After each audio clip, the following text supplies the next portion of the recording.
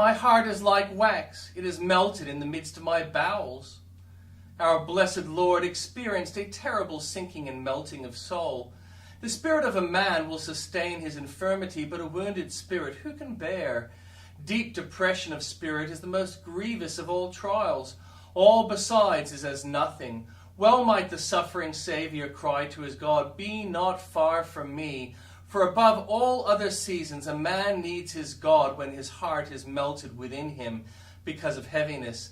Believer, come near the cross this morning and humbly adore the King of Glory as having once been brought far lower in mental distress and inward anguish than any one among us, and mark his fitness to become a faithful high priest who can be touched with the feeling of our infirmities. Especially let those of us whose sadness springs directly from the withdrawal of a present sense of our Father's love enter into near and intimate communion with Jesus. Let us not give way to despair, since through this dark room the Master has passed before us.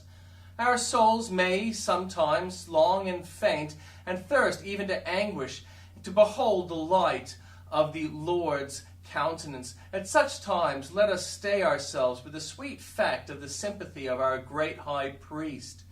Our drops of sorrow may well be forgotten in the ocean of his griefs, but how high ought our love to rise! Come in, O strong and deep love of Jesus, like the sea of the flood in the spring tides. Cover all my powers, drown all my sins, wash out all my cares. Lift up my earthbound soul and float it right up to my Lord's feet. And there let me lie, a broken shell washed up by his love, having no virtue or value, and only venturing to whisper to him that if he will put up his ear to me, he will hear within my heart faint echoes of the vast waves of his own love, which have brought me where it is my delight to lie, even at his feet forever. The King's Garden.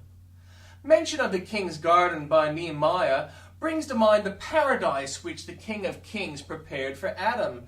Sin has utterly ruined the fair abode of all delights, and driven forth the children of men till the ground which yields thorns and briars unto them. My soul, remember the fall, for it was by thy fall.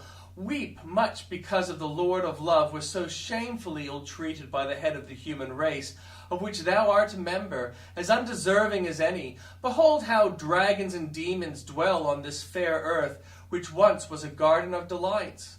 See yonder another king's garden, which the king waters with his bloody sweat Gethsemane, whose bitter herbs are sweeter far to renewed souls than even Eden's luscious fruits. There the mischief of the serpent in the first garden was undone. There the curse was lifted from earth, and borne by the woman's promised seed. My soul, bethink thee much of the agony and passion. Resort to the garden of the olive press, and view thy great Redeemer rescuing thee from thy lost estate.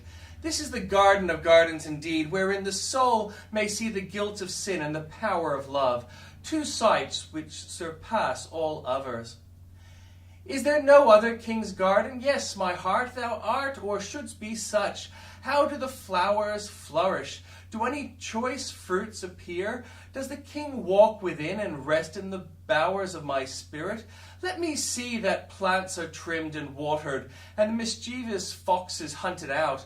Come, Lord, and let the heavenly wind blow at thy coming, that thy spices of thy garden may flow abroad. Nor must I forget the king's garden of the church. O Lord, send prosperity into it. Rebuild her walls, nourish her plants, ripen her fruits, and from the huge wilderness reclaim the barren waste, and make thereof a king's garden.